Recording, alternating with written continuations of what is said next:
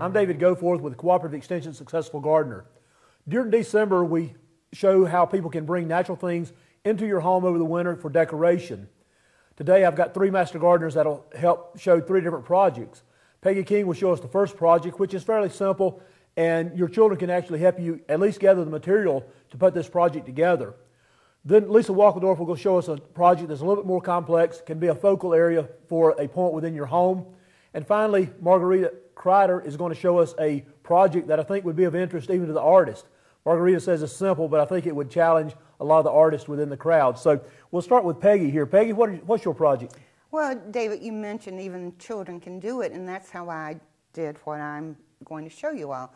I took my two neighbor kids and went to a friend's house who has 7 acres of property, and we tromped through the woods and we gathered just anything we thought would look good on a tree or something that would be pretty or different, and they were just amazed. And they're only 3 and 7, so we had a good time. Yeah, and a very beautiful results here too. And they enjoyed it so much. Not only did we do that, but we gathered things from friends' yards, flowers that were still in bloom and that will continue to bloom, some of them will.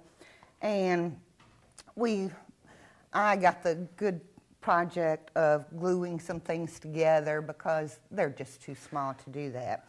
But they're anxious to see this. Let's look at a few of the items that you did find here. This is a Camellia Sasanqua, which blooms during the winter. Yes, in fact, they've got one they call the Christmas Sasanqua that actually the buds are real red during that time of the year. The sepals are real red. And so you got other ones that bloom during Christmas time right here. Now, how long will these last on the tree? Well, they'll last quite some time, or you can refresh them if you'd like. What I did is took some small bottles, and they're on the tree here, some of the bottles. In fact, I covered one of them with lichens, bark that was on it. And what I did is I put some water in it and then put the blossoms or just any kind of leaf you can find outside, and then you put some wire around it and you just hang it on the tree. And you can refresh them, put different things that are in bloom or whatever. So it makes a nice little decorative, something that brings the spring or, you know, nice aromas to the household. One of the things I'd like to say, this is an artificial tree, but if it were my own property and I had one, I would have probably dug up a small cedar tree, wrap it in burlap, which this one is done, then put it in a bigger pot with a saucer underneath so you could keep it watered. And the cedar would give you such a good fragrance through your home. So that's nice. Some of these woody ornamentals, we recognize the Indian hawthorn and the holly and the juniper. Now, this right here is a combination of a couple of things. I see the chef fungi, and what have you got with it? With it, I have some rose hips. They were just growing a wild rose out there, so I took it apart, and what you did, if it didn't make a flower, you glue it together and you make a pretty little flower, which I have done here, several of them. I've done one up here on a stick, which just is amazing that you can find such beautiful things in nature to make. And you've got some lichens here. I have some lichens. And some different grass seeds. This definitely is different grass seeds. Foxtail and another wild millet type thing there. Just wild, whatever we could find, we just, you know, took some snips off, and here we are.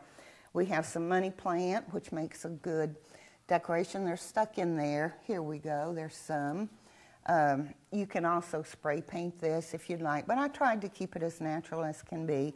For instance, the pine cones, the only thing I did was tie some ribbons on it. Another thing I have that is quite to give it another different texture.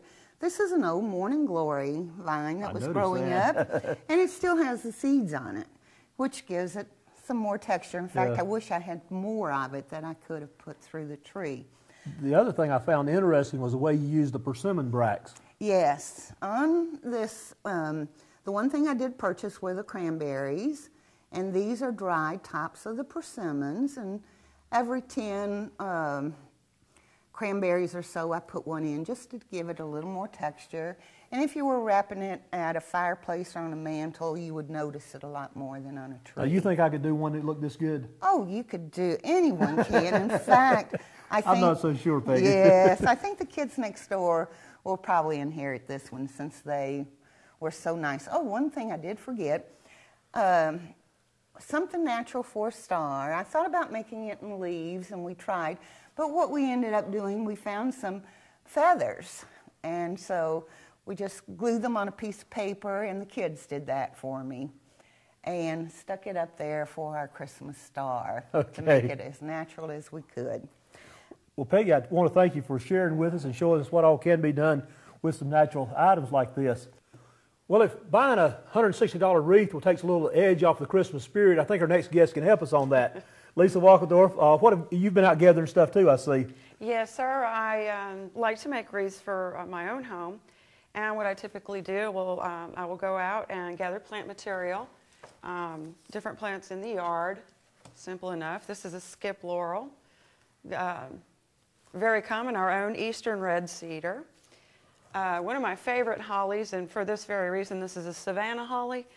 And the reason I like Savannah hollies is they're easier to work with, less bloodshed. I like red tips for the berries. They have a lot of berries this time of year, and they will, over the next month, will redden up some. Got some juniper here. Another good holly is a Foster Eye holly. And of course, I chose rosemary. Rosemary is a perennial shrub in this area. It is also a pretty well-known herb. And I like it because it has such a wonderful fragrance. So I will get, sometimes I've even, out gathering, I even weave my own wreaths out of honeysuckle vines. They're not all bad. They're just mostly bad. But I typically will purchase a grapevine wreath. And it's very simple to do. Once you get your plant material, is you simply weave it in to the wreath like this. And you keep on weaving it in and you work with it. Now, how long will this wreath last once you've finished with it? A rosemary wreath will actually last for years. The color will fade and the scent will fade. But what I will do is take the rosemary. It has so many uses other than just being a wreath or an herb. It's an antibacterial, so you can throw it in your grill, and when you start your grill, it'll kind of clean it out for you. It smells great. It repels insects, so you can put it in your dog's bed or take it camping and throw it in the campfire to repel mosquitoes in the summertime. So you'll reuse the rosemary after the Christmas holidays, okay? And I will keep the grapevine wreaths for years just by pulling that out and reusing the material. So as I say, just keep on until you get it filled in.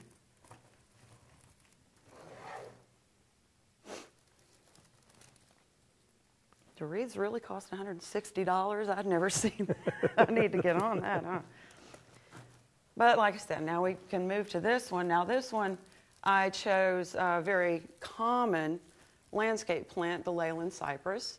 And these will last through the season. They're not as useful as the rosemary, nor as fragrant, but they are very fragrant. You can see this one gets a little woolly, so part of the process is to get these guys that are sticking out a little too much, and we're just going to trim it up and neaten it up a little bit. Like that. And this guy needs woven in. Cut him off, I have a bare spot. And very simple to easy to work with. Well, that looks great, Lisa, and say, no, I won't be spending $160 for a wreath this year. Good, good. Now, this one here, you've added a few other items to it right here. This is the finished product, or one way of doing it. Now, you can use any of your materials or use your imagination. This is a simple rosemary wreath, and I put the ribbon on it and added to the holly berries for color. That looks very good. Thank you. Margarita Kriegler has got our last project here, and Margarita, it starts off with this right here. It's just plain straw, and you get that in any craft store. And what you do, you just soak it in water so it'll be pliable. The other things you need is thread and a scissor. And what we're making today is called straw stars. They're Bavarian Christmas ornaments, very traditional. I have made them since I'm a little girl. Everybody can make it. You little kids, you can too. And they're beautiful on your Christmas tree. So what you do after you soaked your straw, you just cut it as long as you want. I just chose to make them half of the width of the straw. And then you crisscross it and you tie it with the thread. You make several crosses like that. And then from there you can build on and make them as complicated or as easy as you want to. So you can make double cross, like so. And this you can put on the Christmas tree. It would be ready if you like it like that. So the thread just goes sort of in between each one. You just weave it. Okay. Now if you want it a bit more complicated, you just put those two together like so. Tie it, then you get a star that looks like this. Then if you want to double this, you would get a star that looks like that. And they just get fuller and fuller, and they start looking like little flowers or suns. Then you can take the helmets and you can tie them together and make like star looking ones like that. Or another variety would be this right here. And you can make them smaller again. You can make them bigger, smaller, whichever way. And here's just different variations. These here, I actually took the straw and I flattened it. I ironed it. And they're really pretty. So it gives you, it looks like a wider blade there, and then you've actually cut the ends here to give you the decorative part to the straw and weaved it together the same way. Now, how long will these things last? This one here, for example, I have had since I'm 12 years old. So if you take really good care of it, you put them in a box with just a little tissue paper in between it, you can have them forever. And it doesn't look a whole lot darker or anything than the ones here, and this is just a natural color to it here. Now this has got a little bit, well, I'm not seeing exactly how you did this here to get this part. These are still the whole straw, but it's just cut on an angle. Okay. See? And then in the middle you have the flat ones, but you bend them in, so it's very difficult. This one is not for beginners. I reckon not. And these little children can make, and I don't know if you have noticed, everyone is different, and they have golden thread in the middle that I wove in. You don't have to do that, but it makes just everyone a little different.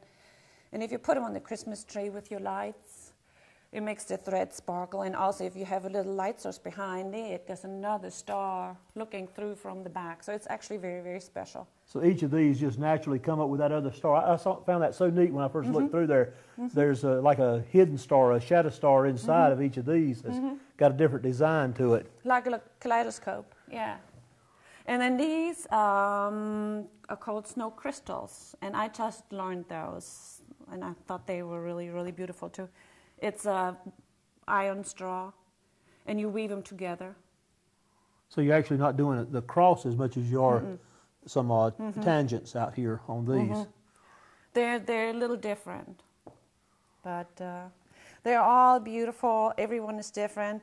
I send them to my friends in the Christmas cards. I have some. They give me notes now. They say I have an extra little tree where all your stars are on, because they have gotten them for 10, 12 years now. So.